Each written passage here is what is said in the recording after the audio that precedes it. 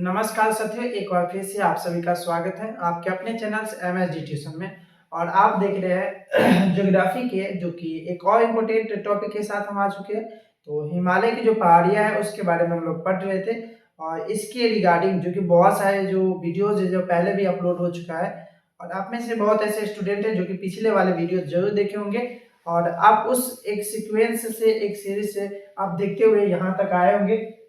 और आज का जो टॉपिक होगा जो कि मेनली उत्तर पूर्वी हिमालय के बारे में आज हम लोग पढ़ेंगे और उत्तर हिमालय की जो पहाड़ी है इन सभी पहाड़ी के बारे में पढ़ने वाले हैं। इससे पहले हम लोगों ने जो कि ट्रांस हिमालय, महान हिमालय या लघु हिमालय कहते हैं, इन सभी के बारे में बहुत अच्छे से पढ़ चुके हैं। अब यहाँ पे जो बच गया हुआ है तो वो भाग है क्या, पूर्वी की पहाड़ी। ठीक है, पूर्वी जो कि उत्तर पूर्वी पहाड़ी के नाम से इसे जानते हैं। यहाँ पे बहुत सारी जो पहाड़ी है जो कि उपस्थित है, इन सभी के बारे में एक सीक्वेंस से आज हम लोग पढ़ने वाले हैं। ठीक है, तो चलिए टॉपिक को स्टार्ट करते हैं। सबसे पहले बात करते हैं तो यहाँ पे जो सामान्य परिचय बताया गया। ओके, तो सामान्य परिचय के अंतर्गत बात करते हैं तो जो यहाँ पे हिमालय, सॉरी यहाँ पे जो क्या लिखा हुआ है हिमालय, तो हिमालय के जो कि दक्षिण पूर्व में स्थित पहाड़ियां। ठीक है, ध्यान रखिएगा, जो कि हिमालय पर्वतमाला की बात करें तो हिमालय पर्वतमाला जो कि इंडिया के जस्ट उत्तर की बात करते हैं, नॉर्थ में, तो उत्तर में जो अवेलेबल है ना, तो हिमालय पर्वतमाला की जस्ट बात करते हैं जो कि उत्तर पूर्व की बात करते हैं, जो कि उत्तर साइड में भी होंगे और पूर्व साइड में होंगे, तो उसकी बात करते हैं। तो कहाँ पे स्थित है, तो सॉरी यहाँ पे दक्षिण पूर्व नहीं होगा, यहाँ पे क्या हो जाएगा, उत्तर पूर्व है। ठीक है, उत्तर पूर्व की बात करते हैं तो हिमालय के उत्तर पूर्व में, सॉरी यहाँ पे उत्तर पूर्व तो लिखा ही हुआ है, तो हिमालय के उत्तर पूर्व में क्या है, स्थित पहाड़ी है। ठीक है, इस पहाड़ी की ऊंचाई की बात की जाए तो 1500 मीटर से लेकर 2500 मीटर के करीब में इस पहाड़ी का ऊंचाई है। ओके, यहाँ पे जितनी भी पहाड़ी आप देख रहे हैं इन सभी पहाड़ी का जो ऊंचाई होगा लमसम वो एक एवरेज निकाला गया, तो इसमें 1500 मीटर से लेकर 2500 मीटर तक इसकी हाईएस्ट मतलब की ऊंचाई होगा। बात करते हैं यहाँ पे, तो यहाँ की जो पहाड़ी है इन सबका जो नाम होता है, यहाँ की जो जनजाति निवास करती है, तो इस इलाके में जो कि बहुत सारे जनजाति रहते हैं और यहाँ के जो स्थानीय नाम होता है उन सब के नाम पर यहाँ की जो पहाड़ है, जो पहाड़ी है, उन सभी का नाम इसी के नाम पर रखा हुआ है। तो यहाँ पे जो भी जनजाति है या अन्य स्थानीय जो नाम होते हैं उन सभी के नाम पर यहाँ के जो इलाके का जितने भी पहाड़ी है उन सब का नाम उन्हीं के नाम पर रखा गया है। मतलब कि जिस इलाके से जो बिलोंग्स करते हैं या रहते हैं वहाँ के नाम अक्सर उनको दे दिया जाता है। तो जो जहाँ पे रहते हैं अवेलेबल होते हैं उनका जो नाम होता है वहीं के जो आसपास के लोग होते हैं या आसपास की जो वस्तुएं होती है या कोई स्थानीय नाम होता है उनके नाम को उनका नाम रख दिया जाता है। तो इसी तरीके से यहाँ पे जो जनजाति रहते हैं इन जनजाति के नाम पर, नहीं तो यहाँ पे जो स्थानीय नाम है उनके नाम पर इन सब का नामकरण किया गया है। ओके, अगली बात है, यहाँ पे जो नदियां है ना, बहुत सारी नदियां भी है और जिसके कारण गॉर्ज का निर्माण करती है ना। नदियां जब क्या करती है, जो अपना रास्ता बनाती है तो बड़े बड़े गॉर्ज का निर्माण कर देगी और इसी गॉर्ज के द्वारा क्या होती है, यहाँ की जो भूमि है वो क्या है, असतत है, मतलब कि एक समान नहीं है। मतलब कि उबड़ खाबड़ जैसे जो जमीन होती है वो उस तरीके की जमीन यहाँ पे ज्यादातर देखने को मिलता है, क्योंकि नदियां जिस इलाके से होकर जाएगी वहाँ पे जो खुदाई टाइप्स का होता है ना, वो खनन कहीं पे मिट्टी काट देना या कहीं पे जो मिट्टी होता है उसको खन देना, तो इस तरीके की जो बात होती है किसके सहायक होता है, तो नदियों के द्वारा। ठीक है, और जिसके कारण यहाँ की भूमि क्या होती है, असतत पाया जाता है। अगली जो पॉइंट है जिसमें कहता है कि जनजातियां, और यहाँ पे झूम कृषि जो कि बहुत ही फेमस है, ध्यान रखिएगा, यहाँ पे बड़ी मात्रा में मतलब जनजाति रहते हैं और जनजाति जहाँ पे बड़ी मात्रा में होता है तो उस इलाके में झूम खेती भी बहुत ज्यादातर देखने को मिलता है। और यहाँ पे भी जो झूम कृषि है जो कि बहुत बड़ी मात्रा में होती है। जनजाति और झूम कृषि, जनजाति के द्वारा ही, तो ये जो झूम कृषि होता है एक्चुअली जो कि आदिम तरीके से, मतलब कि जो पुराने जमाने में जो पुरानी जब शुरुआत की बात करते हैं जहाँ पे मानव लोग जब कृषि मतलब करना स्टार्ट किए थे, उस समय क्या होता था कि लोग अपने जो आस पड़ोस में जितने भी जो पेड़ लगा होता है ना, इन पेड़ों को क्या करते थे, कटाई करके, और इस इलाके में क्या करते थे, कृषि किया करते थे।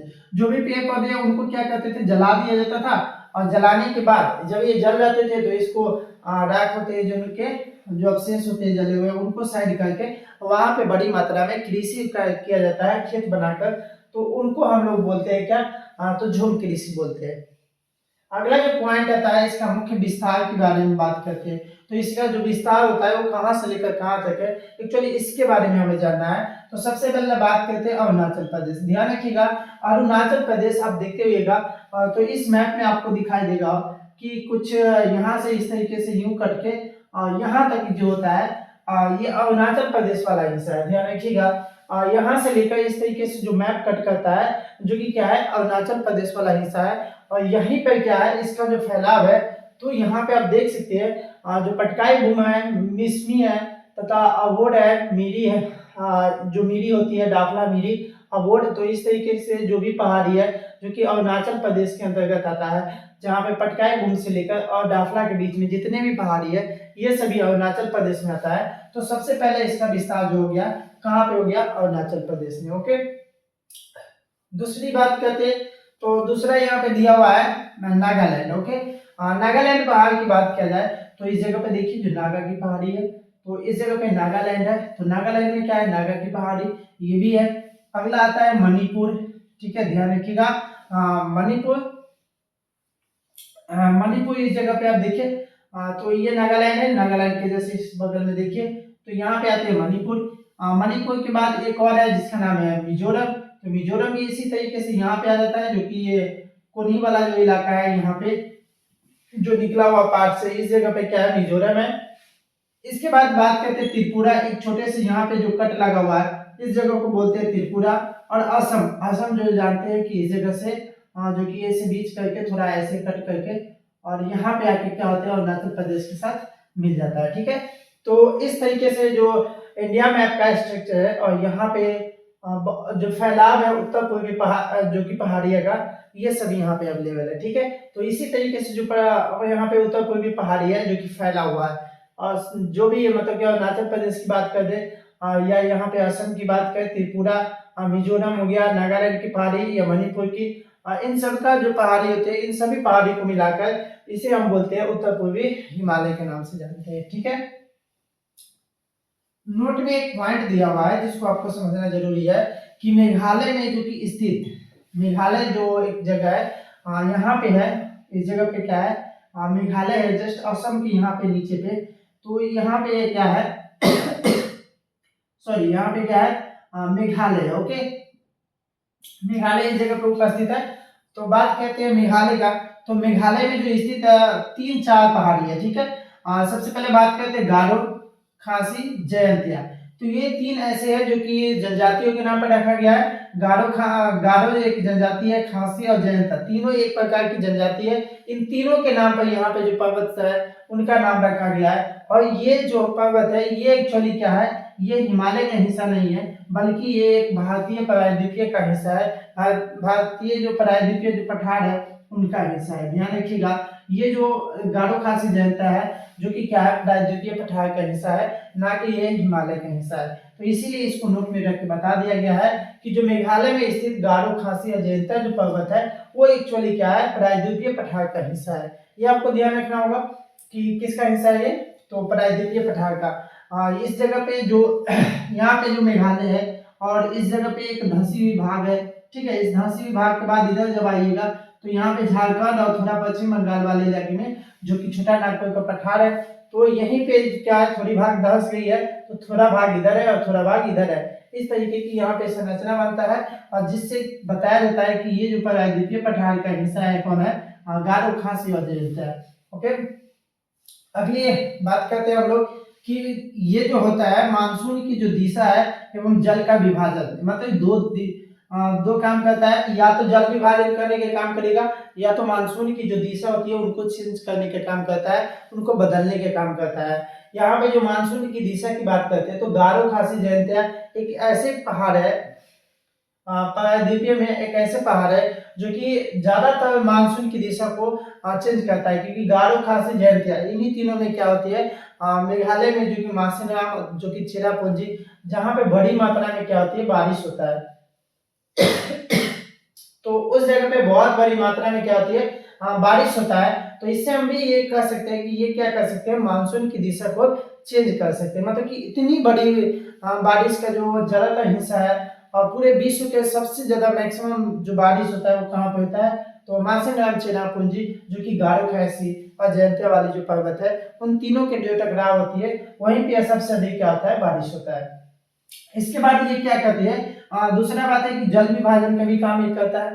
तो ये इस पॉइंट को भी आप ध्यान रखिएगा, मानसून की दिशा भी चेंज करेगा और जल विभाजन का भी काम करता है। ओके, तो चलिए नीचे कुछ पहाड़ी है, इनको जान लेते हैं, इसके बाद इसके बारे में हम डिटेल से जानेंगे। ठीक है, इन सभी को पहले देख लेते हैं कि किस जगह पे कौन सी पहाड़ी है, और इसके बाद हम लोग चलेंगे कि पहाड़ी की एक्चुअली अलग अलग तरीके से इसको सेपरेट तरीके से फिर पढ़ेंगे। ओके, तो सबसे पहले दिया गया है अरुणाचल प्रदेश, ध्यान रखिएगा अरुणाचल प्रदेश के बारे में हम लोग जानते हैं।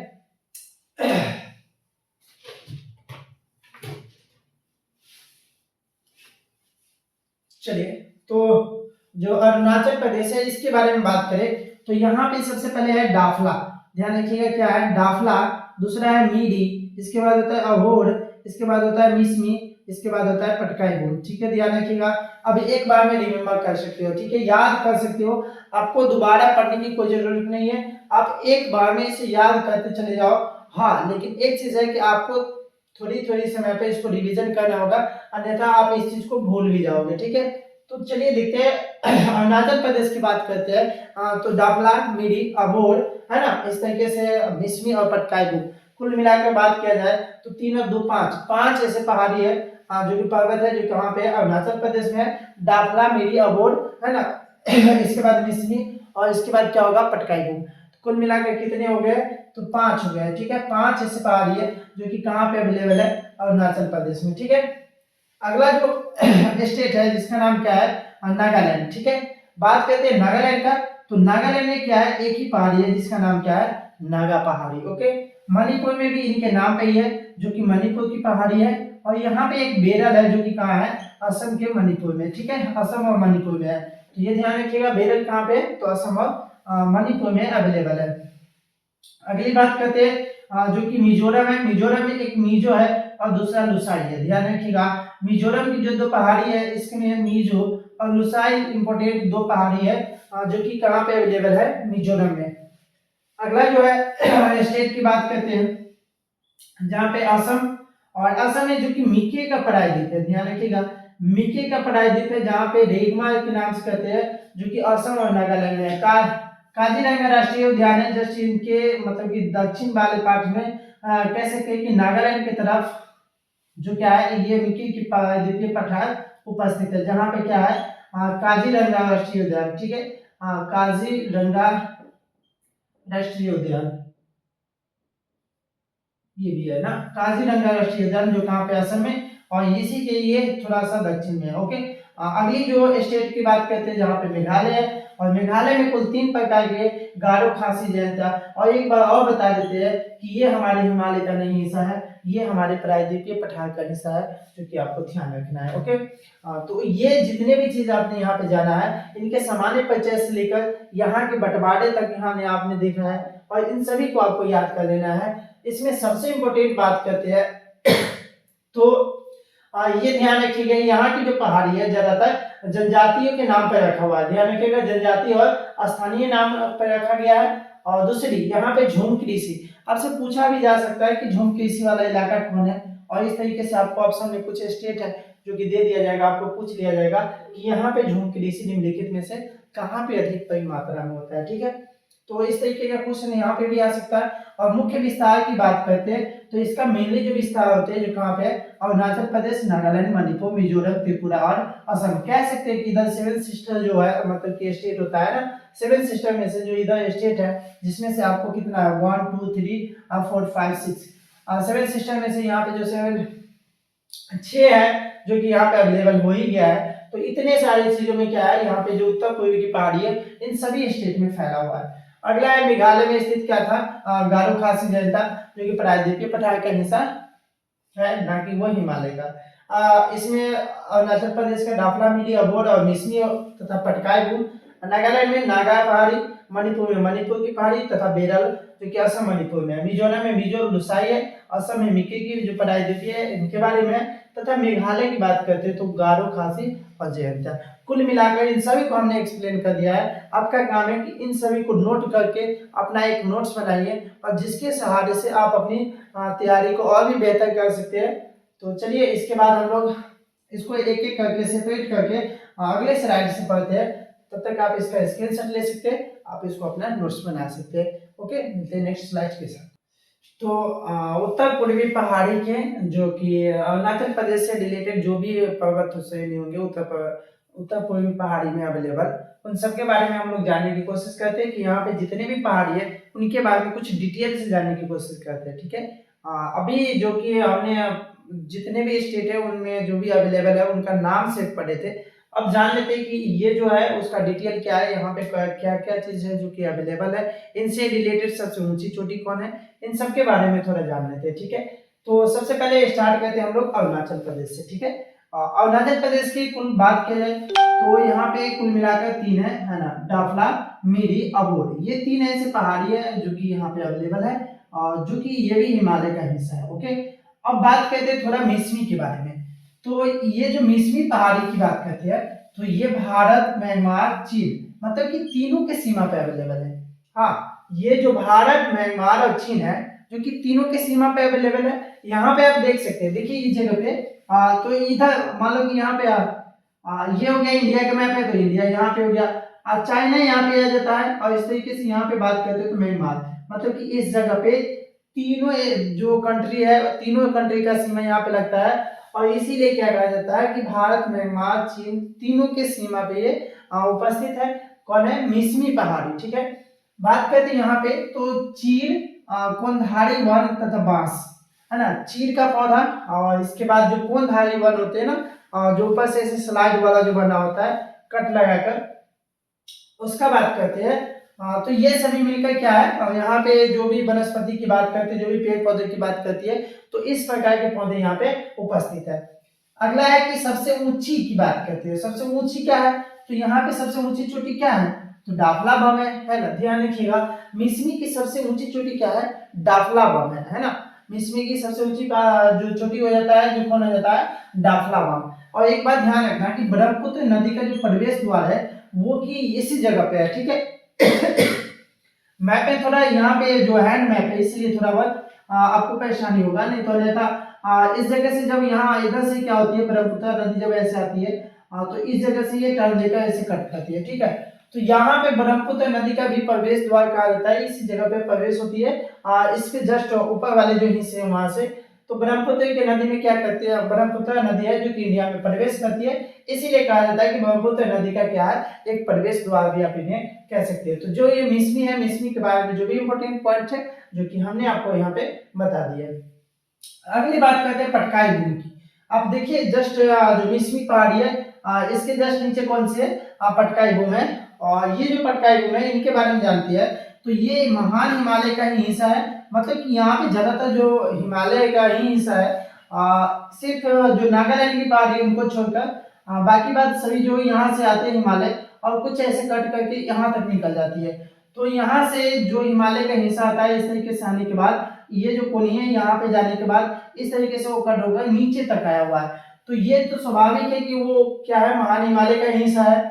और अगला बात करते हैं कि अरुणाचल प्रदेश के दक्षिण पूर्व में नागालैंड, ध्यान रखिएगा जो अरुणाचल प्रदेश बात करते हैं, यहाँ पे जो अरुणाचल प्रदेश है इसके बगल में नागालैंड है, इन दोनों के जो बीच में है इस जगह पे क्या है, पटकाई बूम जो कि पर्वत श्रेणी है जो कि उस जगह पे अवेलेबल है। ठीक है, यहाँ पर भी बांस, चीड़ आदि वृक्षों का यहाँ पे देखा जाता है। किस जगह पे वनस्पति की बात किया जाए तो इसमें ज्यादातर बांस और चीड़ के पौधे आपको देखने को मिलता है। ओके, अगली बात करते हैं नागालैंड के बारे में। तो नागालैंड में क्या होते हैं, नागा पहाड़ी, ध्यान रखिएगा नागालैंड में क्या है, नागा पहाड़ी है। इससे रिलेटेड हम बात करें तो नागालैंड वो क्या कहते हैं, मिजोरम में इनका फैलाव है। जो नागालैंड की पहाड़ी है वो नागालैंड और क्या है, मिजोरम, ध्यान रखिएगा। हाँ, नागालैंड और मिजोरम है, उस जगह पे क्या है इसका, मणिपुर और मिजोरम, इस तीनों में क्या है, यहाँ पे इस जगह पे फैलाव है इसका। और दूसरी बात करते हैं यहाँ पे जो कि सर्वोच्च चोटी कौन है, तो माउंट साबरमती, ध्यान रखिएगा, माउंट साबरमती जो कि नागालैंड की क्या है सबसे ऊंची चोटी कौन है, माउंट साबरमती। माउंट साबरमती क्या है, नागालैंड की सबसे ऊंची चोटी है। वहीं पे यहाँ पे बात करें तो ये डाफला है जो कि मिसमी की सबसे ऊंची चोटी है, इस बात को भी आपको ध्यान रखना है। तो नागालैंड की सर्वोच्च चोटी कौन हो जाती है, साबरमती। ओके, अगली बात करते हैं कि नागालैंड की जो राजधानी है वो कोहिमा है। ठीक है, ध्यान रखिएगा, नागालैंड की राजधानी कहाँ है, कोहिमा।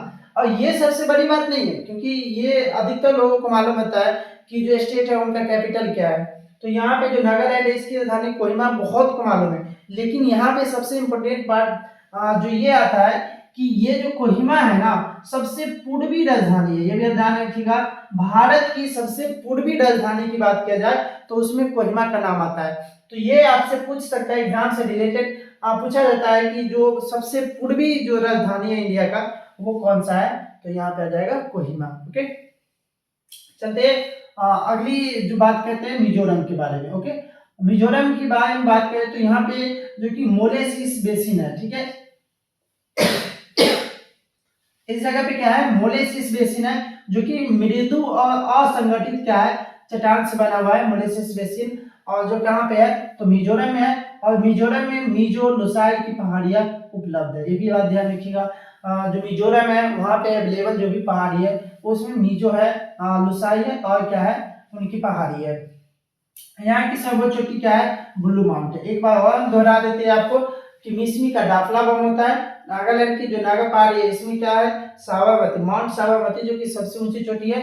और यहाँ पे मिजोरम में जब हम आए तो यहाँ पे ब्लू माउंट है जो कि सबसे ऊंची चोटी है, इस बात को आपको ध्यान रखना होगा। अगली बात करते हैं मणिपुर में। ठीक है, अगला है जो कि मणिपुर है। मणिपुर के बारे में बहुत सारी चीजें, जो बहुत से ऐसे फैक्ट है जो कि आपको याद करने योग्य है, तो आप इसे थोड़ा ध्यान से देखिएगा कि मणिपुर जो कि म्यांमार की सीमा से है। ठीक है, मणिपुर और म्यांमार की सीमा से रिलेटेड क्या है, मणिपुर की पहाड़ी, ये बात ध्यान रखिएगा। मणिपुर और म्यांमार की सीमा से सटी क्या है, मणिपुर की पहाड़ी। मणिपुर की पहाड़ी देखोगे तो इस जगह से इधर म्यांमार हो जाता है, इधर इंडिया हो जाता है, तो इस बीच में जो पहाड़ है उनकी बात हम लोग करते हैं। ओके, तो इसी बीच में ये फैला हुआ है। सर्वोच्च चोटी की बात करते हैं तो यहाँ पे माउंट जो कि जापगो है, ध्यान रखिएगा, माउंट जापगो यहाँ की सर्वोच्च चोटी है जो कि 3014 जो कि मीटर इसकी ऊंचाई है, 3014 इनकी क्या है ऊंचाई है। तो सर्वोच्च चोटी कौन हो जाएगा, माउंट जापगो। ओके, अगली बात करते हैं बराक व इम्फाल, यहाँ की जो प्रमुख नदी है बराक नदी, जो कि बराक नदी यहाँ पे आके ब्रह्मपुत्र में मिलता है। तो ये बराक नदी और इसके बाद इम्फाल नदी यहाँ की दो प्रमुख नदियां हैं। ठीक है, ध्यान रखिएगा, बराक और इम्फाल नदी जो कि मणिपुर की दो प्रमुख नदियां हैं। और यहाँ की जो सर्वोच्च चोटी कौन है, माउंट जापगो है जो कि 3014 मीटर है। तो ये भी ध्यान रखिएगा। और मणिपुर की जो राजधानी है वो सॉरी मणिपुर का जो पहाड़ी है वो मणिपुर और म्यांमार के सीमा पे अवेलेबल है। ठीक है, तो यहाँ तक जितने भी हम आपको बताते आ रहे हैं उन सभी को आपको बढ़िया से रिमेम्बर कर लेना है, क्योंकि ये जितने भी यहाँ पे जो वर्ड लिखाया गया है, जो भी पॉइंट लिखाया गया है, ये सभी क्या है, फैक्चुअल टाइप का है, सिर्फ और सिर्फ फैक्ट जैसा है। और ये डायरेक्टली आपको आंसर क्वेश्चन जो कि क्वेश्चन एग्जाम में आते हैं उनमें डायरेक्टली इस चीज से पूछा जाता है। आपको इसी में ऑप्शन दे देगा कि बताइए इनमें से कौन है जो कि मिजोरम की पहाड़ी है, ऐसे करके आपको ऑप्शन बनाया जा सकता है। ठीक है, चाहे ये भी पूछ सकते हैं कि मणिपुर की जो सबसे ऊंची चोटी है उसका नाम बता दीजिए। तो इस तरीके के जो सवाल है ज्योग्राफी से अक्सर आते रहते हैं, इसीलिए आपको ध्यान रखना चाहिए कि कहाँ पे कौन अवेलेबल है। इसमें ज्यादातर लोकेशन ही पूछा जाता है कि कौन से पार्ट कहाँ पे अवेलेबल है और कौन किसका हिस्सा है, कौन कहाँ पे नहीं है। बस इसी चीज में ज्योग्राफी में अधिक सारे जो क्वेश्चन होता है जो कि हमेशा पूछा जाता है। ओके, अगली बात करते हैं तो इस जगह पे देखिए हमने दो यहाँ पे श्रेणी बनाया हुआ है। सबसे पहले ये है जो कि लैमाटोल की पहाड़ी है और इधर जो देखिए होगा मणिपुर की पहाड़ी। दो पहाड़ी हमने बनाया हुआ है, एक लैमाटोल की पहाड़ी और दूसरा होता है मणिपुर की पहाड़ी। ठीक है, तो लैमाटोल और मणिपुर की पहाड़ी इन दोनों के बीच में जो अवेलेबल है इसका नाम है लोकटक झील। बहुत ही फेमस, बहुत ही ज्यादा क्वेश्चन इससे निकलने वाला जो कि झील है जिसका नाम क्या है, लोकटक झील है। और ये लोकटक झील अपने में बहुत ज्यादा मतलब कि रहस्यमय टाइप के कह सकते हैं, इस टाइप की ये झील है। मतलब कि जो आप लोग सोचते नहीं है उतना चीज इसमें अवेलेबल है उस तरीके का झील है कौन, लोकटक झील। आइए जानते हैं इसके बारे में जो क्या क्या फैक्ट है इनके बारे में थोड़ा पढ़ लेते हैं। सबसे पहले होता है कि मोइरंग मणिपुर, ध्यान रखिएगा मोइरंग जो मणिपुर है उसे क्या कहा जाता है, life line of the Manipur. आपसे कोई पूछे कि life line of the Manipur किसे कहा जाता है, तो मोइरंग मणिपुर को कहा जाता है, ये बात ध्यान रखिएगा। तो क्या होगा, लाइफ लाइन ऑफ मणिपुर इसे कहा जाता है। पूर्वोत्तर को, ठीक है ध्यान रखिएगा, पूर्वोत्तर के जो सबसे बड़े, सॉरी यहाँ पे क्या होगा, पूर्वोत्तर के सबसे बड़ी जो मीठे पानी का झील है वो क्या है, लोकटक झील। दो फैक्ट हो गया, मोइरंग जो कि मणिपुर कहाँ है, life line of the Manipur कहा जाता है, पूर्वोत्तर के सबसे बड़ी मीठे पानी का झील है, तथा जो कि फुमदी यहाँ पे क्या है, तैरता हुआ जो वनस्पति है जो कि जैविक पदार्थों का एक द्वीप बनाता है। ध्यान रखिएगा, फुमदी नाम का एक जो कि वनस्पति है जो आपस में मिलकर एक द्वीप का निर्माण करता है, इसीलिए कहा जाता है ये जैविक पदार्थों का बना हुआ द्वीप। आपसे पूछा जाए कि जैविक पदार्थों का बना हुआ जो द्वीप है वो कहाँ पे है, तो लोकटक जो झील है उनके ऊपर है।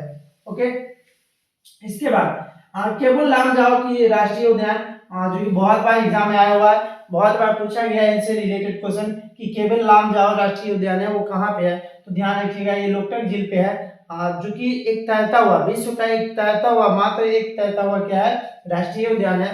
तो लोकटक झील के बारे में बात करते हैं तो केवल और केवल क्या होते हैं कि वो विश्व के तैरता हुआ एकमात्र सुप्रसिद्ध जो कि क्या है, केवल लामजाओ राष्ट्रीय उद्यान, जो कि केवल और केवल तैरने वाला है, इसकी बात करते हैं। अगली है मणिपुर के नृत्य की बात करते हैं, तो नृत्य करने वाला यहाँ क्या है, हिरन है। यहाँ पे एक हिरन पाया जाता है जिसका नाम क्या है, संगाई हिरन, ठीक है ध्यान रखिएगा। तो लोकटक झील के वहां पे जो मणिपुर में है वहां पे क्या कहते हैं, संघाई हिरन है, जो कि नृत्य करने वाले हिरन है ना, ये नृत्य करने वाले एकमात्र जो कि हिरन है, और एकमात्र प्राकृतिक आवास उसका कहाँ पे है, लोकटक झील पे है। वो केवल और केवल इसी जगह पे पाया जाता है, इसीलिए लोकटक झील की जो महत्व है और भी ज्यादा बढ़ जाता है कि लोकटक झील में इतने सारी चीज जो कि वनस्पति टाइप के जो मटेरियल्स है यहाँ पे अवेलेबल है, इसीलिए लोकटक झील को कुछ अलग इंपोर्टेंस दिया गया है, कुछ अलग ही दर्जा दिया गया है। ठीक है, सभी झीलों में से एक अलग झील का दर्जा, मतलब कि एक प्राकृतिक सुंदरता की बात कर रहे हैं जो कि किसे बताया गया है, लोकटक झील को। ओके, अगली बात करते हैं मणिपुर के नृत्य के बारे में, जो कि यहाँ पे हम लोगों ने पढ़ लिया कि संघाई का एकमात्र क्या होते हैं, प्राकृतिक आवास है। अगली बात करते हैं कि रामसर आर्द्र भूमि जो कि 1990 में इसे शामिल किया गया तथा 1993 में जो कि मॉन्ट्रेक्स के जो लिस्ट होते हैं उनमें इनको शामिल किया गया। ठीक है, रामसर साइट जो कि कब बना था, तो 2 फरवरी 1971 ईस्वी को कहाँ पे बना था, ईरान में। ठीक है, ईरान में एक रामसर साइट है, वहां पे यूनेस्को द्वारा, ठीक है ध्यान रखिएगा, यूनेस्को द्वारा इसे क्या किया गया, उत्तर पूर्वी पर्वतमाला के कि 2 ऐसे जो स्टेट्स थे जहाँ की पहाड़ी के बारे में हम लोगों ने अब तक नहीं जाना था। इनमें 2 पहाड़ी था, एक मेघालय के लिए था, एक असम के लिए था। ठीक है, उससे पहले अरुणाचल प्रदेश के बारे में, जो कि मणिपुर के बारे में, नागालैंड के बारे में, इसके बारे में हम लोग पढ़ चुके थे। और ये है मेघालय के बारे में। ठीक है, मेघालय के बारे में जो पहाड़ है इनके बारे में बात करें तो मेघालय का जो पठार है वो उत्तर पूर्वी पठार या जिसको कार्बी जो कि एंगलोंग के पठार के नाम से भी जाना जाता है। ठीक है, ध्यान रखिएगा, इसे आप मेघालय का भी पठार कह सकते हैं, उत्तर पूर्वी पठार भी कह सकते हैं या कार्बी एंगलोंग का पठार कह सकते हैं। ठीक है, यहाँ पे बात करें तो प्रायद्वीपीय पठार का जो ये हिस्सा है, ध्यान रखिएगा, ये है किसका है, प्रायद्वीपीय पठार, जो कि हमारे इंडिया के जो दक्षिण में पठार है उसी प्रायद्वीपीय पठार का हिस्सा भी क्या है, तो ये मेघालय का हिस्सा है। ठीक है, मेघालय वाला जो पठार है जो कि भारत के प्रायद्वीपीय पठार का हिस्सा है, इसमें यूरेनियम की मात्रा भी मिलता है, कोयला भी, और अयस्क मतलब कि जो खनिज पदार्थ होते हैं ना, जो कि जिस तरीके से जो प्रायद्वीपीय पठार में इंडिया के दक्षिण भाग में अवेलेबल है, उपस्थित है, उसी तरीके से यहाँ पे प्रायद्वीपीय पठार में क्या है, यूरेनियम, कोयला और अयस्क बड़ी मात्रा में यहाँ पर भी प्राप्त किया जाता है। उतना बड़ी मात्रा में नहीं होता है जितना कि प्रायद्वीपीय पठार में होता है, लेकिन फिर भी यहाँ पे यूरेनियम, कोयला और अयस्क की प्रचुरता यहाँ पे अवेलेबल है। उसी तरीके से बात करें यहाँ की जो सर्वोच्च चोटी है जो कि क्या है, नौकरेक है। ठीक है, नौकरेक यहाँ की सबसे जो कि ऊंची चोटी है। ये क्या होता है, मालदा भ्रंश द्वारा क्या होता है, अलग हुआ है। अब समझते हैं कि यहाँ पे जो मेघालय की पहाड़ी है इसकी संरचना कैसी है। तो आप इस चीज को देख रहे हैं ना, जो कि राजमहल की पहाड़ी है, जो कि कहाँ पे है, पश्चिम बंगाल में, ठीक है। ये पश्चिम बंगाल में अवेलेबल है, कौन है, राजमहल की पहाड़ी। और इस बीच में एक दर्रा आता है जिसको खाली गैप है, जिसको बोलते हैं मालदा गैप, ठीक है। और इसी गैप से क्या होता है, ब्रह्मपुत्र नदी और इधर से जब गंगा नदी आती है तो इसी गैप होकर यहाँ पे क्या कहती है, मिलकर जो कि मेघना का धारा बनाती है। तो इस जगह पे क्या होते हैं, मालदा गैप। इधर से मान लो कि इधर से ब्रह्मपुत्र नदी आ रही है और इधर से गंगा, तो इस तरीके से यहाँ पे मिल जाता है, तो इसी को बोलते हैं मालदा गैप, जो कि एक गहरा सा यहाँ पे धंसा हुआ भाग है। और इसे हम लोग बोलते हैं मालदा गैप, क्योंकि यहाँ पे दोनों नदी आकर इस तरीके से गैप बनाकर आगे की ओर बढ़ जाती है, ठीक है। यहाँ जो पहाड़ है तो इनकी बात करें तो सबसे पहले यहाँ पे अवेलेबल होते हैं गारो, दूसरा खासी और तीसरा जयंतिया। इस तरीके से क्रम में होता है, पहले गारो होता है, फिर खासी होता है, फिर जयंतिया होता है। तो कुल मिलाकर यहाँ पे जो तीन इसकी जो चोटी है, पर्वत चोटी, उसकी बात करते हैं। और इसका जो सर्वोच्च चोटी होता है वो कौन है, नोकरेक है। और खासी, ध्यान रखिएगा, जो कि मेघालय की राजधानी शिलोंग, मेघालय की राजधानी क्या है, शिलोंग। आपसे पूछा जाएगा कि कौन सी पहाड़ी पे है, तो ये होते हैं खासी पे, ठीक है। यहाँ पे क्या है, शिलोंग है। यहाँ पे दो ऐसी जगह है जिसका नाम है माशिनराम और चेरापूंजी, मतलब कि विश्व का सबसे ज्यादा जो कि औसतन बारिश होता है, जो कि माशिनराम और चेरापूंजी में होता है। और वो इसलिए होता है क्योंकि यहाँ पे तीन पहाड़ी है और तीनों पहाड़ी में एक कीप जैसी संरचना होता है, जिसमें जो मानसून की जो हवाएं होती है, मानसून द्वारा लाया गया जो पानी होता है वो सब इसमें फंस जाते हैं और वहां बादल जो टकराव होता है वो अधिक होता है, और जिसके कारण यहाँ पे बड़ी मात्रा में बारिश भी होता है, ठीक है। तो इसीलिए ये विश्व की सबसे ज्यादा बारिश जो कहाँ पे होते हैं, माशिनराम चेरापूंजी में, ठीक है। यहाँ के तीन जो पर्वत की बात करते हैं तो गारो, खासी, जयंतिया, ध्यान रखिएगा ये तीन पर्वत है। और जिसमें गारो की जो सबसे ऊंची चोटी है जो कौन है, नोकरेक है। और खासी का क्या है, शिलोंग, और माशिनराम चेरापूंजी यहाँ पे अवेलेबल है। और जयंतिया जो कि सबसे लास्ट वाली जो पहाड़ी है, ठीक है। आइए जानते हैं इसी के बारे में कुछ पॉइंट है जो कि यहाँ पे बताया गया है। सबसे पहले गारो के बारे में, गारो पहाड़ी जो कि पश्चिमी हिमालय है, क्योंकि अब देख लीजिए यहाँ पे अवेलेबल है तो ये मतलब कि पश्चिम में है, ठीक है। तो ये पश्चिम में होने के कारण इसे क्या बोलते हैं, पश्चिमी मेघालय बोल सकते हैं, ठीक है। यहाँ पे जैव विविधता की बात किया जाए तो जैव विविधता में जो कि नोकरेक आप अभी जा रहे हैं, जो कि सबसे ऊंची चोटी है, जो कि बायोस्फीयर रिजर्व के अंतर्गत आता है, जो कि नोकरेक है। वहीं पे जो कि बाल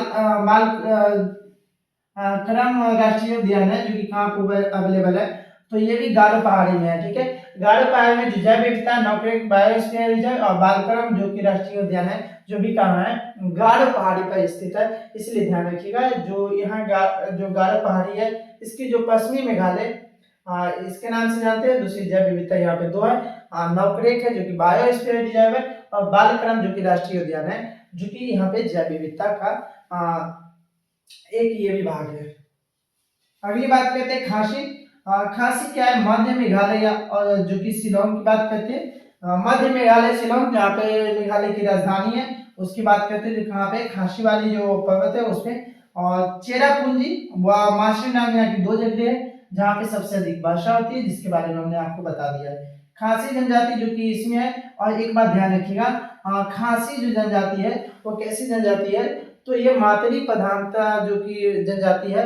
अभी जिस तरीके से हम लोगों में क्या होता है, जो कि पितृ प्रधानता होता है ना, पिता के नाम से जाना जाता है, उसी तरीके से यहाँ पे जो कि खासी जनजाति होती है उसमें उनकी माँ के नाम से उसको जाना जाता है। तो ये भी एक बड़ी बात है कि यहाँ पे जो खासी जनजाति है जो कि क्या है, मातरी प्रधान जनजाति है।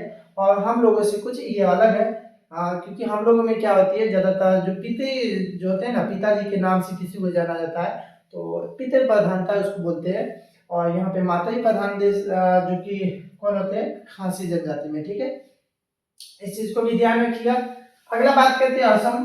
तो असम में आता है मिकी की पहाड़ी, और मिकी की पहाड़ी में जो कि असम में अवेलेबल है। और ये क्या है, मिकी जनजाति जो कि झूम खेती करने के लिए फेमस है। तो मिकी जनजाति आपसे पूछा जाए कहाँ पे है, तो ये असम में हो जाएगा। ऐसे ये भी होता है कि जो जनजाति कहाँ पे अवेलेबल है, इससे ये भी आपको ध्यान हो जाता है। तो खासी पूछे तो मेघालय में हो जाता है, गारो पूछे तो कहाँ पे, मेघालय में हो जाता है। मिके की पहाड़ी पूछे तो कहाँ पे, असम में। तो मिके जो जनजाति भी होंगे कहाँ पे हो जाएंगे, असम में हो जाएंगे, ओके।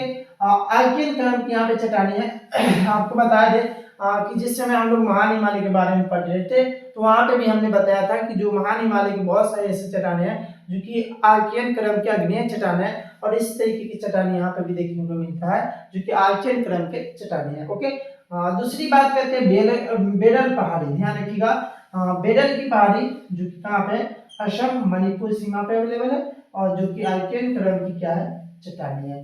और एक है कि चीर व बांस, यहाँ के जो प्रमुख मतलब कि चीड़ और बांस क्या है, यहाँ के जो पेड़ पौधे की बात करते हैं, वनस्पति की बात करते हैं, जिसमें ज्यादातर फेमस जो पौधे हैं वो कौन है, चीड़ और बांस है। ठीक है, तो आज का जो सेशन था जो कि पूरी तरीके से हमने आपको कंप्लीट करवा दिया है, और इसमें उत्तर पूर्वी पर्वतमाला से रिलेटेड आपके एग्जाम में जब भी कोई प्रश्न आता है तो आप यहाँ से बेफिक्र होकर जाइए कि यहाँ से आपको टोटल क्वेश्चन आप लगा सकते हैं, क्योंकि इतना ही सारा चीज है जो कि मेनली आपको पूछा जाता है। तो जो भी इसमें आपको समस्या हो प्लीज आप कमेंट बॉक्स में जरूर बताएं।